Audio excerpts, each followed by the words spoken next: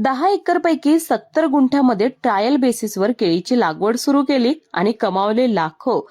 हो, आज आपण आलो आहोत जालना जिल्ह्यातील परतूर तालुक्यातील सिंगोना गावात, जिथे दीपक जनार्दन लिंगायत हे प्रगतशील शेतकरी राहतात. त्यांनी आपल्या केळीच्या लागवडीतून यशाचा नवा आदर्श निर्माण केला आहे.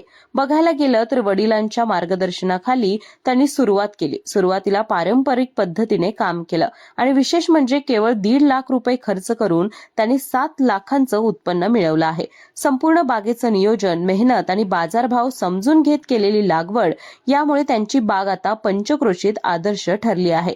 पण सर्वात मोठा आदर्श ठरण्यामागचं कारण म्हणजे कॅलस बायोटेकची दर्जेदार रोपं. केळीचा बुंदा, केळीचा घड, त्याचबरोबर केळीची फणी सुद्धा आपल्याला बघायला गेलं तर लांब लचक आणि 17 ते 18 मध्ये दिसते.